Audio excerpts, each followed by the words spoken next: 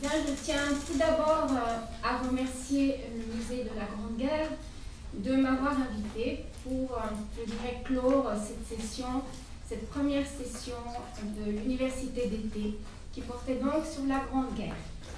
Il m'est donné d'ouvrir un vaste chantier qui ne pourra probablement naître qu'effleuré cet après-midi, mais qui néanmoins est en quelque sorte la contrepartie des cultures de guerre dont il a été question au long de cette session. Je vais donc vous parler des débats et des controverses pacifistes à l'aube de la Première Guerre mondiale. J'ai articulé mes propos en 4 parties. Je commencerai d'abord par expliquer quelle est la situation des hommes et des femmes qui, en 1914, ont vu l'échec de leurs efforts. Nous avons vu hier dans les manuels d'histoire la faillite du pacifisme.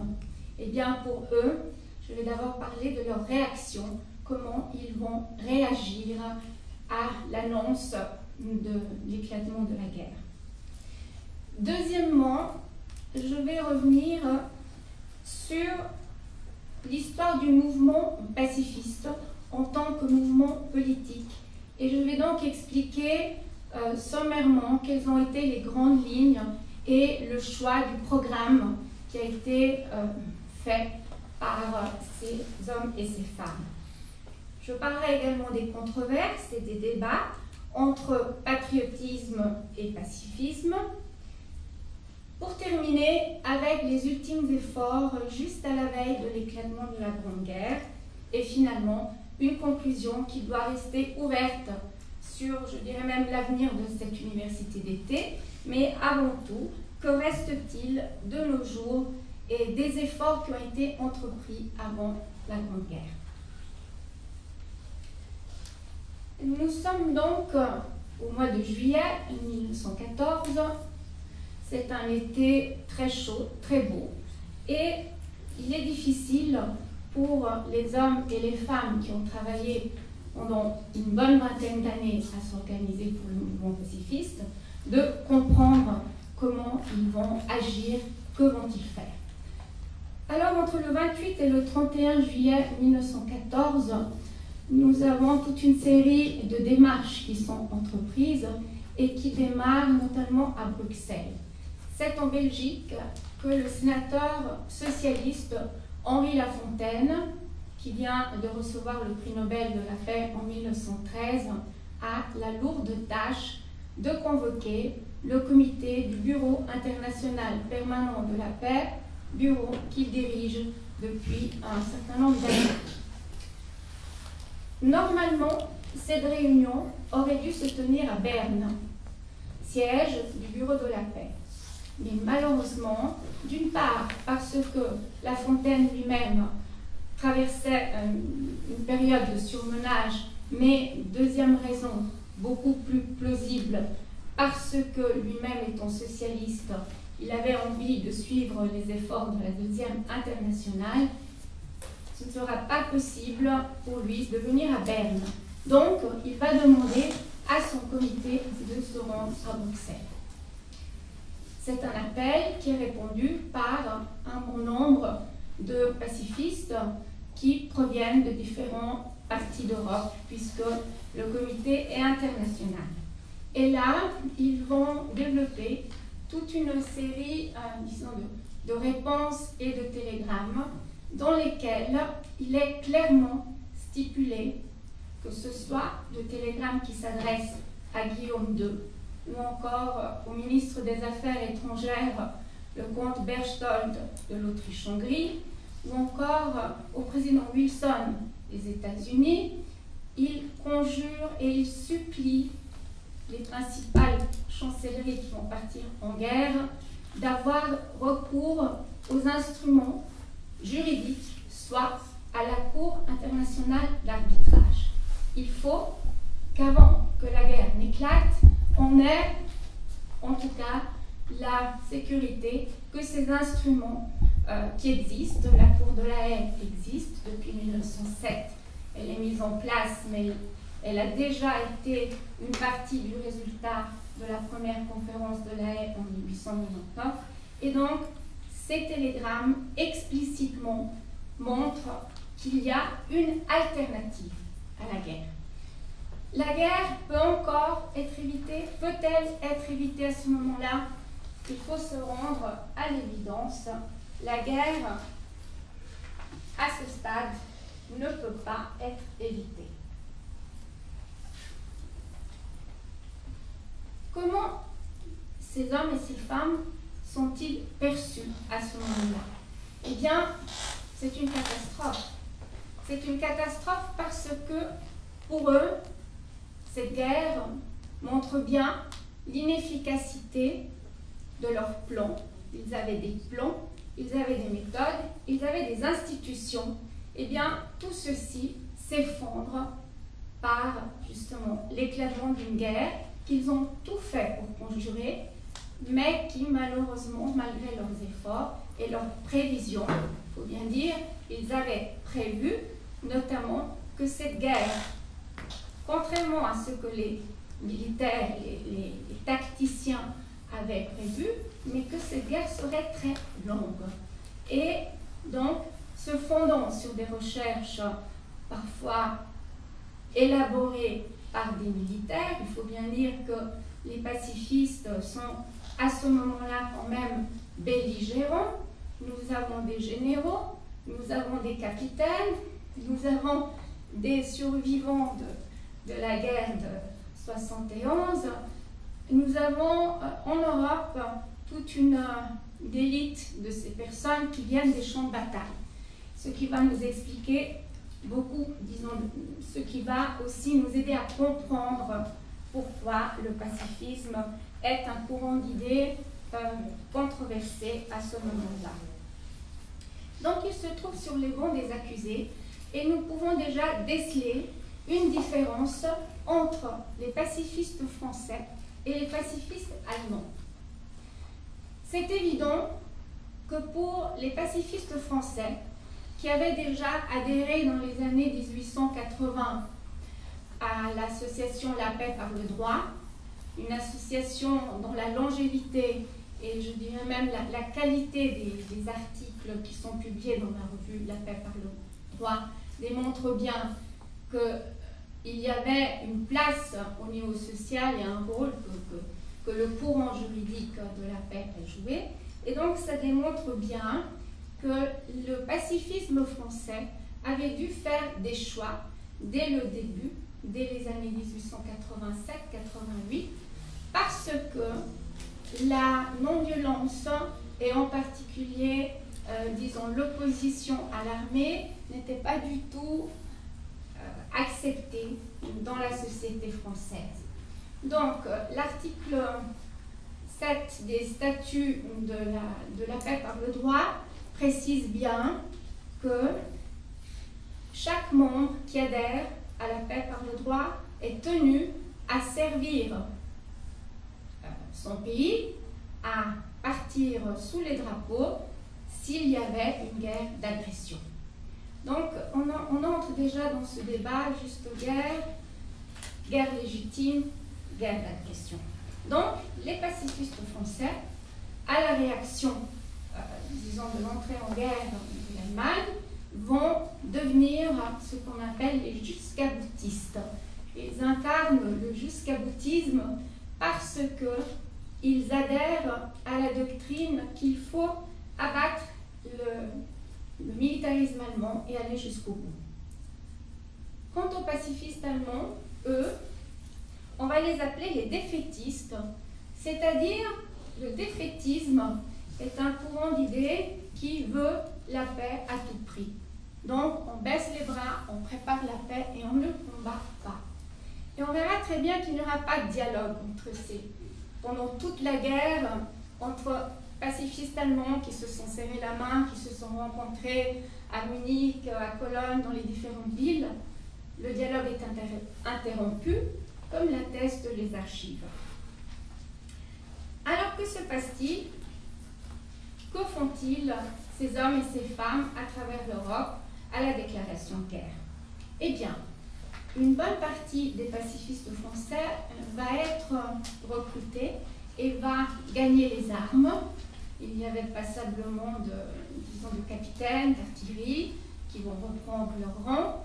Il y a également des personnes qui sont plus âgées parce qu'elles ont dépassé, enfin, jusqu'à 48 ans, on peut partir. Donc, ce matin, on a parlé des militaires qui gagnaient quand même des armes. Et en masse, ils vont partir. Beaucoup de ces hommes et de ces femmes, enfin surtout de ces hommes, vont perdre la vie sur les champs. Leurs enfants vont mourir.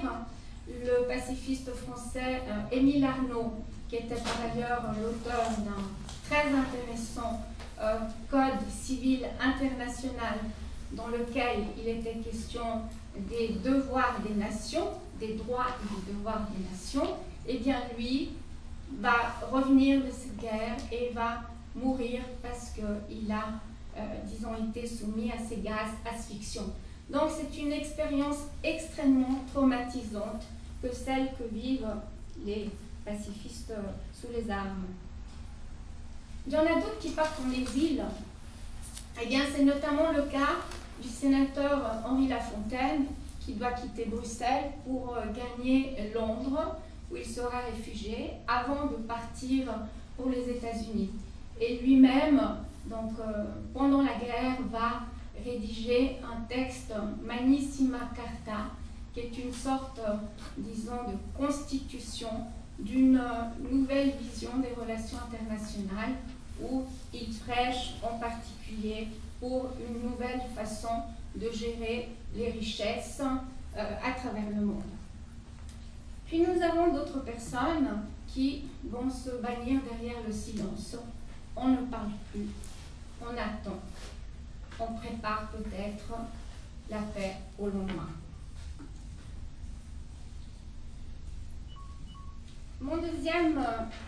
La deuxième partie de cet exposé est un bref retour sur l'histoire d'un mouvement organisé et institutionnalisé. Ce mouvement est issu en particulier de 1889, 100 ans après la Révolution française. Le premier congrès universel de la paix est convié à Paris.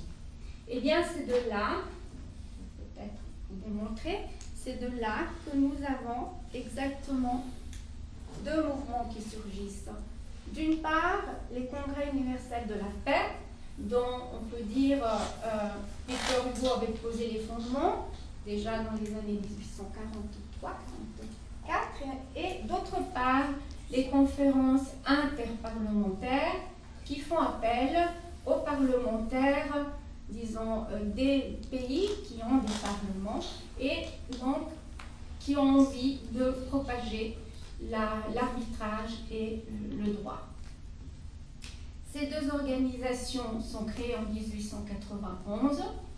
Elles siègent à Berne, toutes les deux, et elles vont être en quelque sorte, d'une part, le penchant populaire à travers les congrès universels de la paix.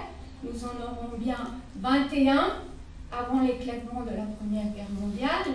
Et d'ailleurs, 1914, septembre, devait être le couronnement de l'action de la fondatrice de la première Société de la paix de Vienne, la baronne Bertha von Suttner, qui a été en quelque sorte l'instigatrice du prix Nobel de la paix et qui avait écrit un ouvrage extrêmement populaire à l'époque qui s'appelait Die Waffen nieder, à bas les armes, traduit en 20 langues et donc le best-seller pour la propagande pacifiste. Et du côté interparlementaire, nous avons un français et un anglais. On voit déjà l'entente cordiale qui se profile. Et c'est notamment l'économiste libre-échangiste Frédéric Passy. Et d'autre part, nous avons l'anglais Randall Kramer qui décide qu'il faut absolument que les parlementaires des différents pays agissent pour pouvoir avoir la défense des nouveaux concepts de la paix et de l'arbitrage. Il y a là un homme sur lequel j'aimerais m'arrêter un moment, puisque j'estime que son apport au niveau des relations internationales et surtout de sa vision, de son concept de l'espace à travers lequel l'arbitrage et la paix devraient se propager est important. Il s'agit du baron Paul d'Estournel de Constant, qui sera lauréat du prix Nobel de la paix en 1907. Eh bien, par ses origines aristocratiques, mais enfin disons d'une aristocratie qui avait dû un petit peu se fonder sur la République pour se faire un chemin, il entreprend une carrière de diplomate qu'il va quitter assez vite en tant que secrétaire de délégation à Londres pour devenir parlementaire d'abord, représentant de la Sarthe et puis sénateur. Eh bien, à ce titre-là, et surtout à cause de son réseau et de l'appui de la Russie, le baron d'Estournel de Constant va être le représentant de la France aux 2 conférences de La Haye, convoquées par le tsar Nicolas II, à côté de Léon Bourgeois et de Louis Renaud. C'est en quelque sorte sa revanche, puisque c'est là où il conçoit un vaste réseau, un vaste système. D'abord, je vais vous l'expliquer par l'intérêt qu'il porte aux affaires régionales. Nous avons d'abord ici l'aspect Sarthe.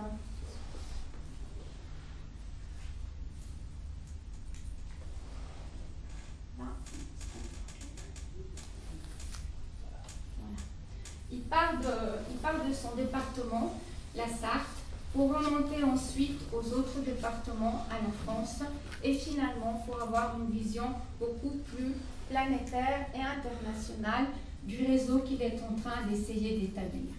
Donc le début, son action se déroule entre 1895 et 1909. Néanmoins, en 1901, 2 ans après sa participation à la première conférence de La Haye, il va donc créer le comité de défense des intérêts nationaux. Alors, en quoi consiste ce comité et pourquoi le comité est intéressant?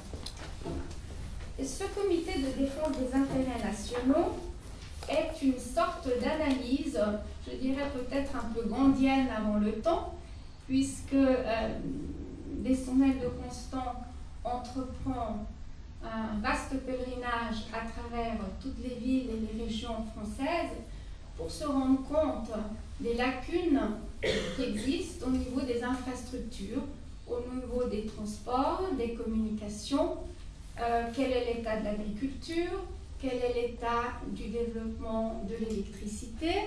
Et donc c'est une sorte, je dirais même, d'analyse sur le terrain, parce que à ce moment-là, Paul d'Estournel de Constant est convaincu qu'il existe une alternative pour le redressement et pour, disons, la place commerciale et économique de la France. Donc sa vision est une vision éminemment économique. Il a peur du péril jaune.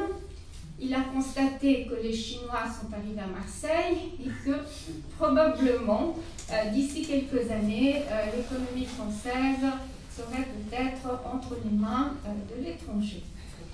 Et avec ce souci en tête, il se dit, mais il faudrait que d'autres pays adoptent notre façon de voir, qu'ils s'occupent d'abord de leur région, du redressement de leur pays, pour ensuite agir à l'échelle planétaire. Et en effet, il va créer la conciliation internationale, et vous pouvez voir justement marqué sur cette carte, que je trouve, nous devrions peut-être mettre un petit penchant au plan militaire avec les plans de paix, qui est un véritable pèlerinage à travers les différents pays. Il a rencontré des diplomates qui viennent de Thaïlande, de Chine, du Japon et de toute l'Amérique latine. On voit très bien, il y a Rio de Janeiro, Uruguay, Argentine, Chili, etc. Et donc ça montre bien qu'il s'agit bien d'une façon scientifique, enfin méthodique, avec laquelle il aborde cette propagande. Mais D'Estournel n'est pas le seul. nous avons, dans cette envie de propager ces idées, toute une série d'autres personnalités. Mais le grand problème, c'est qu'il faut que ces personnalités politiques s'engagent. Alors que fait-il? En 1902, il va rencontrer le président Roosevelt. Il veut absolument que Roosevelt utilise la Cour de la Haye.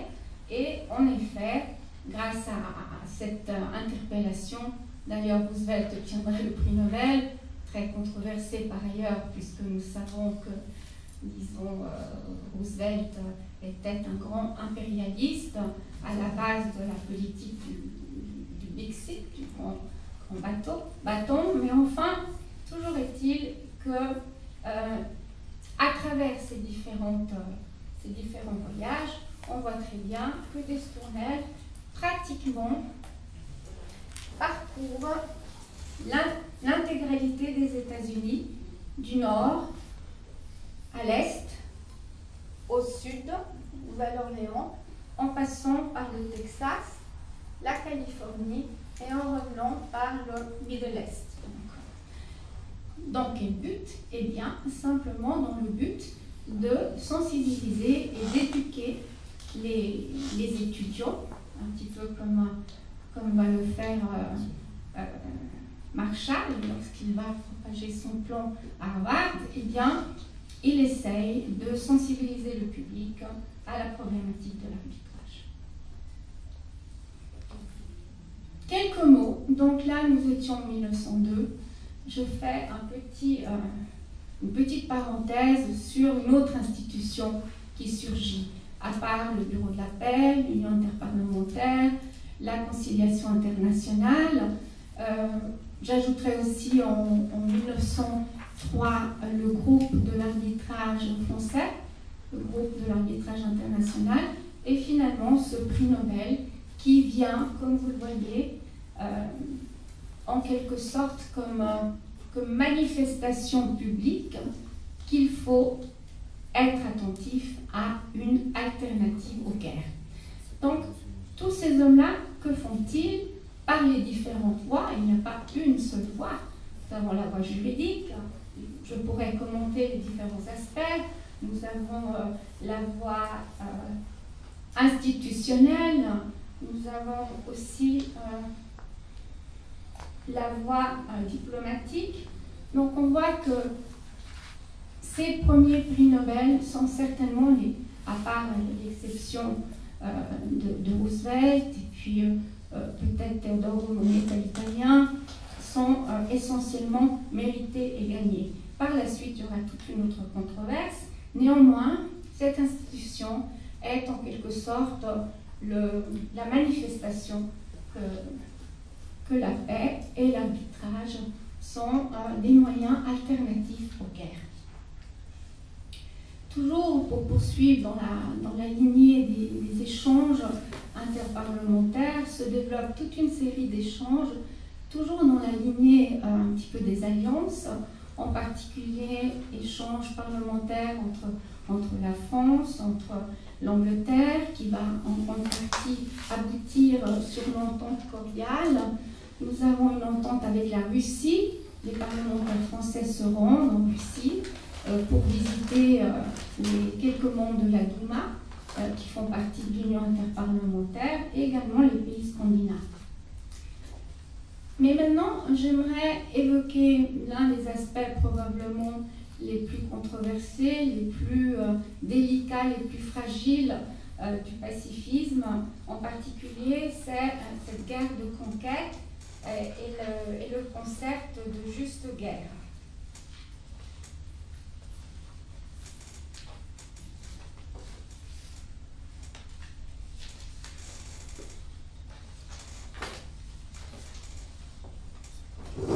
Alors, que se passe-t-il dans les années 1910-11? En particulier, nous avons vu hier, en parlant des relations internationales dans ces années-là, en 1908, nous avons eu l'annexion de la Bosnie-Herzégovine par l'Autriche-Hongrie. Eh bien, en Italie, puisque c'est là où j'ai choisi de vous illustrer le cas des justes guerres par l'exemple italien.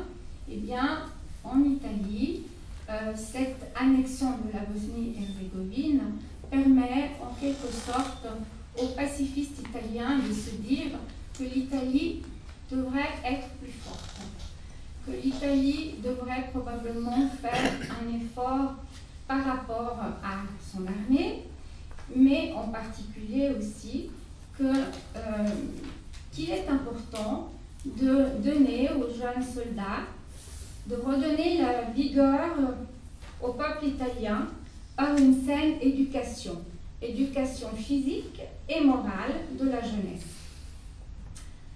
Toujours plus forte pour éviter les guerres, dit Ernesto Teodoro Moneta, ancien capitaine issu, disons, qui a participé aux guerres d'indépendance italienne, qui a troqué l'épée avec un stylo, qui est devenu journaliste, éditeur de la revue La Vita Internazionale. Eh bien, lui, qui vient d'avoir le prix Nobel en 1907, eh bien, c'est lui qui soutient l'expansion italienne en Italie et qui va pleinement adhérer à l'idée, justement, qu'il est absolument fondamental pour l'Italie de retrouver sa place au niveau des grandes puissances. Dans ses articles, il utilise des expressions telles que la virilité de la nation, le bien de la patrie, le noble impérialisme, la civilisation de l'italianité, fort pour la défense de la paix. Donc nous sommes là vraiment dans un glissement vers la justification de la guerre qui va bien évidemment engendrer tout un débat parmi les pacifistes. En 1912, il y aura à la conférence de Genève du Congrès universel de la paix tout un banc d'accusations. Le pacifisme est déchiré entre les pacifistes belliqueux, patriotiques, et les résistants qui se disent mais qu'est-ce qui se passe, on ne peut pas adhérer, et donc on est là en présence de ce débat. Et finalement, après le retrait, la fin de cette guerre en tripolitaine et en cyrénaïque, l'Unione Lombarda per la Pace reprend son rang parmi les différentes associations pacifistes, mais néanmoins, dans les mémoires, il y a une chose qui ressort vivement, c'est justement l'adhésion que le pacifisme italien avait donnée à un moment donné par rapport aux visions gouvernementales de son gouvernement. Les élites politiques étaient très proches de Moneta. En 1907, il a été célébré, il a été fêté, il a eu beaucoup de succès. Et donc, lui-même fréquentait le roi, il fréquentait le ministre des Affaires étrangères. Et à quelque part, on peut se poser la question, mais pourquoi? Eh bien, c'est normal, puisque lui-même avait combattu sur les champs de bataille. Et donc, l'unification de l'Italie était la libération du joug, de l'oppression et la conquête, justement, de la liberté et de la justice. Il y a un autre cas qui est important, qui me semble aussi refléter les dernières tentatives de rapprochement franco-allemand, c'est celui des deux conférences de parlementaires français et parlementaires allemands, qui se retrouvent sous la direction de Destournel en tant que président et de Jean Jaurès en tant que vice-président, se retrouvent à Berne avec les parlementaires allemands qui sont menés par Konrad Hausmann. Et c'est là où il y a une prise de conscience très très forte du moment extrêmement critique, puisque nous avons parlé de la loi des 3 ans, nous avons vu comment 1913 est une année extrêmement crispée, tendue, du côté en tout cas militaire, et à ce moment-là, ces parlementaires et essaye de nouveau d'invoquer le recours à l'arbitrage et à la paix. Et il décide de créer une série de conférences qui devraient devenir périodiques. Et en effet, au mois de mai 1914, se réunissent de nouveau ces parlementaires, un groupe. Donc vous avez ici donc, la réunion, qui sont également, disons, très très inquiets par les événements. Ils publient un... Il y a que des hommes encore. Oui, malheureusement, les femmes n'ont pas encore le droit de vote, mais ça va venir. Et malheureusement, ils avaient décidé de se retrouver à Lyon et à Munich pour pouvoir échanger, continuer disons, le renseignement des affaires politiques, mais qui ne soient pas intoxiqués par la presse nationaliste des deux pays. Donc ils étaient en train de faire un travail d'éducation, un travail de rapprochement entre les deux peuples. Je vais terminer, puisque c'est bientôt le moment. Que reste-t-il aujourd'hui des efforts pacifistes? Eh bien, nous avons vu, avec l'exposé qui m'a précédé, qu'il y a un très riche patrimoine. J'aimerais dire que le patrimoine immatériel, que ce soit le patrimoine des archives, le patrimoine des correspondances, des lettres, est énorme, qu'il est absolument fondamental de s'y plonger, puisque nous avons là des plans de paix, nous avons des méthodes, nous avons une construction éducative sur laquelle, puisque ces personnes-là avaient le souci de l'éducation, sur laquelle reposer. J'aimerais également dire qu'il y a des manuels pacifistes qui ont été élaborés avant la guerre de 14, qu'il y a eu un concours en 1896 et 75 instituteurs internationaux ont envoyé des manuscrits. Il y a eu la publication de 2 manuels pour la paix, donc ça montre bien que le souci d'éduquer la jeunesse et les enfants à la paix était présent. Nous avons un patrimoine matériel. Il a été question tout à l'heure de monuments qui commémoraient 1891. Eh bien, également, nous aurions toute une série de monuments et de lieux qui commémorent, à commencer en septembre, bientôt, 2013, le 100e anniversaire du Palais de la Haye, qui a été construit grâce au financement du milliardaire américain Andrew Carnegie. Je n'ai pas parlé de la dotation Carnegie, mais il y a là aussi tout un volet qui montre que la paix intéressait aussi d'autres sphères qui n'étaient plus idéales. Il y a donc des lieux de mémoire que nous pouvons retrouver. Il y a des monuments, par exemple des Stournelles de Constant, si vous allez à la Flèche, ou si vous allez au Mans, dans le département de la Sarthe, il existe. Il est un petit peu caché par la mousse et l'âge. Il existe un monument des années 30. J'aimerais aussi ajouter qu'il y a une légation morale et éthique vis-à-vis de ces idées. C'est-à-dire, ces hommes et ces femmes ont voué leur vie à une réflexion, la réflexion de qu'est-ce qu'une guerre, pourquoi la guerre éclate, qu'est-ce qu'on peut faire, qu'il y a des études systématiques qui ont été faites. Déjà, je vous cite un exemple, en 1913, une étude concrète sur le terrain, c'était l'analyse des crises balkaniques par une commission internationale composée par 4 chercheurs appartenant aux États-Unis, à l'Angleterre, à la France, à l'Allemagne et à l'Autriche-Hongrie. 5. Et donc on voit là qu'il y a vraiment un souci de diffuser, de comprendre, d'éduquer, de propager, très important, et surtout de contrecarrer une culture de la guerre. Il faudra attendre 1996 et 17 pour voir finalement paraître le terme de culture de la paix, un terme qui nous interpelle aujourd'hui, mais qui a mis un grand moment pour être accepté, puisqu'évidemment là nous sommes encore en présence de culture de la guerre, mais ce que ces hommes et ces femmes ont voulu en particulier, c'est fournir des alternatives, c'est changer les mentalités, c'est de donner une légation pour faire en sorte que leurs idées ne soient pas totalement perdues dans le vent.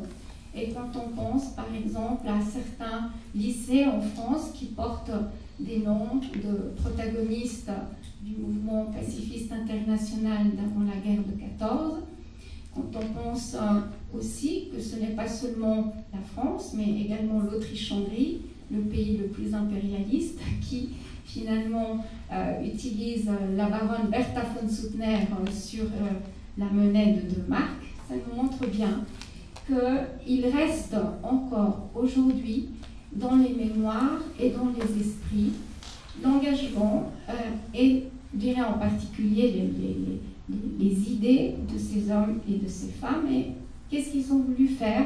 Eh bien, ils ont voulu se mettre au service de l'humanité.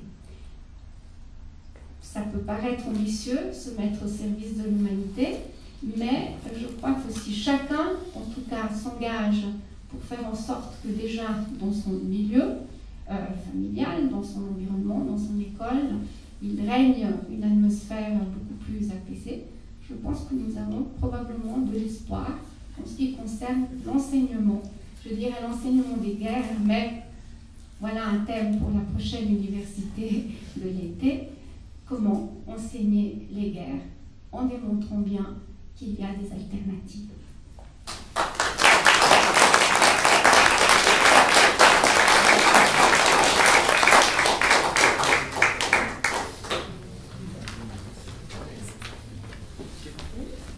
Qu'est-ce qui s'est passé justement en mai à cette conférence franco-allemande des parlementaires?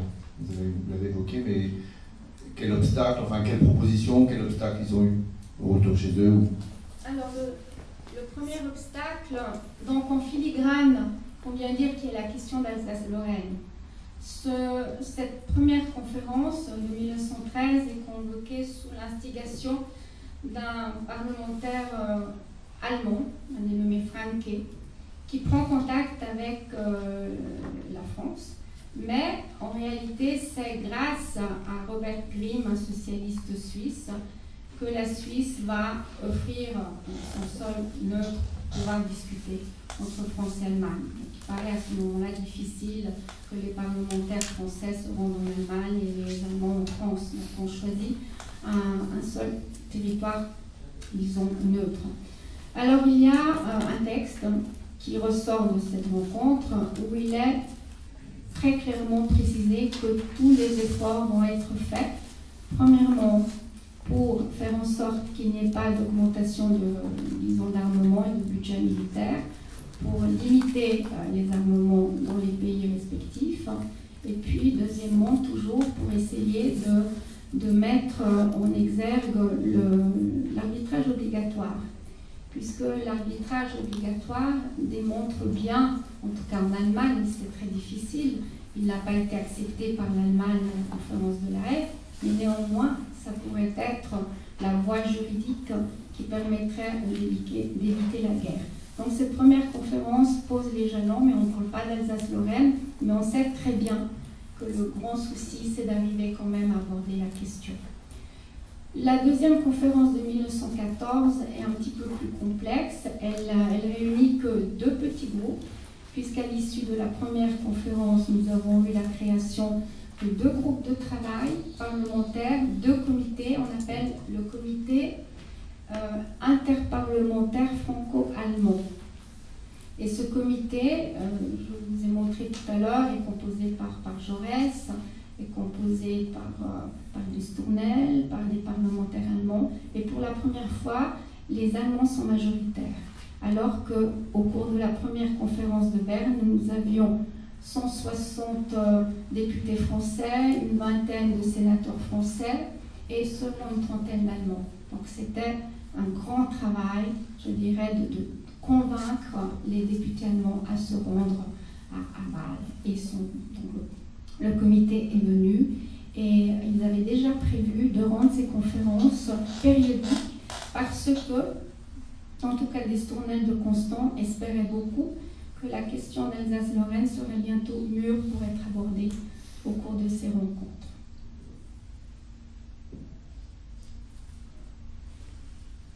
Juste une question peut-être de détail.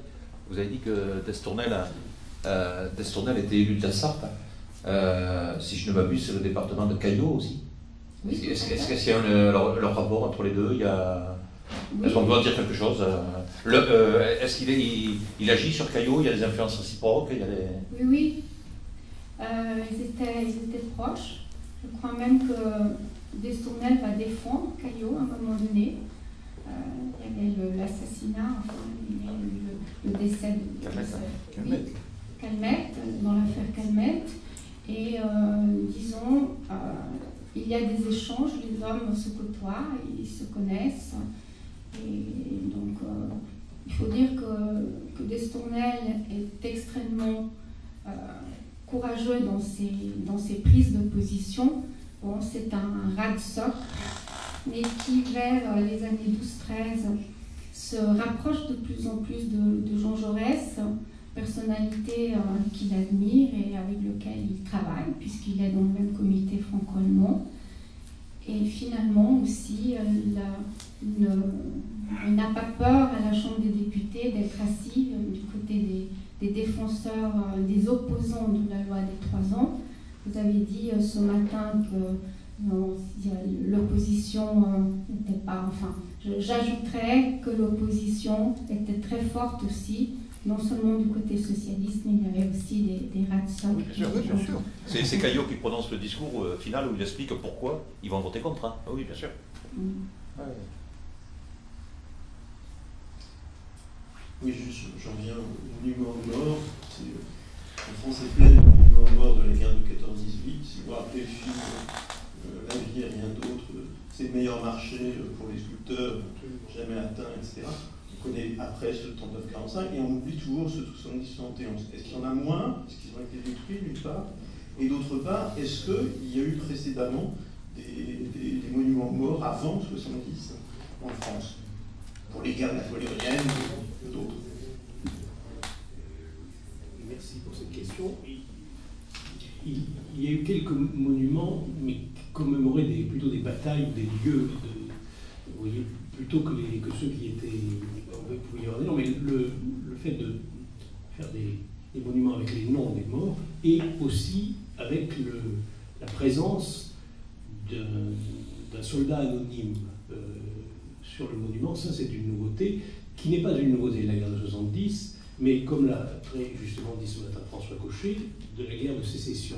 À cet égard aussi, novatrice, enfin, qui apporte et John Hargrove, que j'ai cité, historienne de l'art américaine, a très bien fait le rapprochement entre un monument qui s'appelle la Sentinelle de Randolph Rogers à Cincinnati, en pleine guerre de sécession, et le mobile anonyme d'Aristide Croisy, qu'on voit d'abord l'un des personnages d'un groupe, assez nombreux d'ailleurs, sur le monument à Chanzy au Mans, hommage à l'armée de la Loire, mais qui est ensuite extrait et qu'on reproduit en série allant dans des petites communes.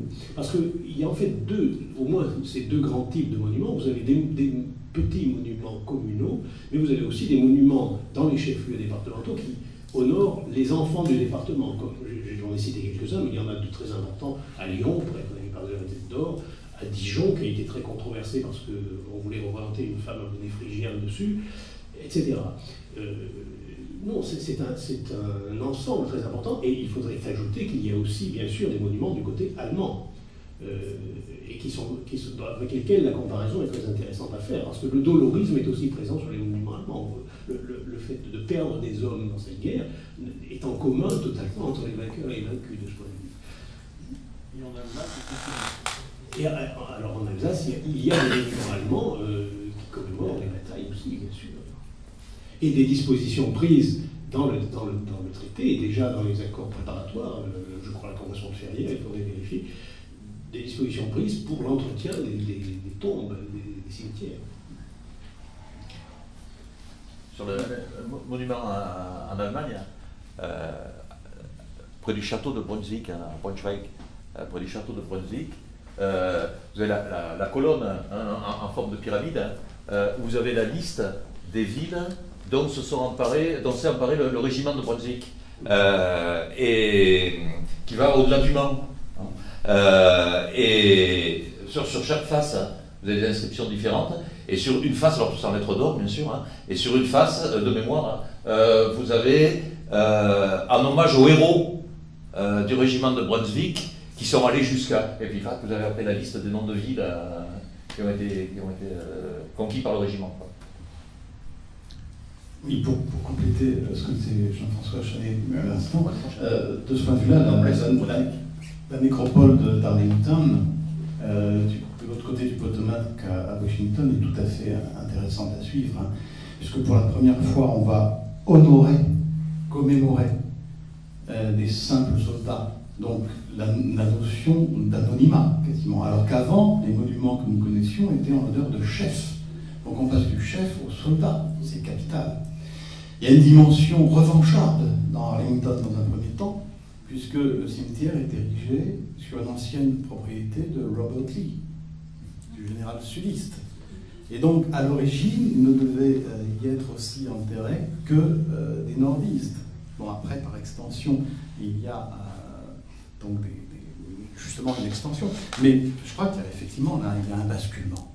Il y a un basculement dans l'honneur porté au chef qui se transforme en honneur porté aux soldats tués, à l'anonyme. Et c'est un vaste mouvement dont, de ce point de vue, les soldats inconnus de la Grande Guerre ne sont là encore, à mon sens, que une continuation d'un mouvement qui s'opère dans un deuxième 19e siècle.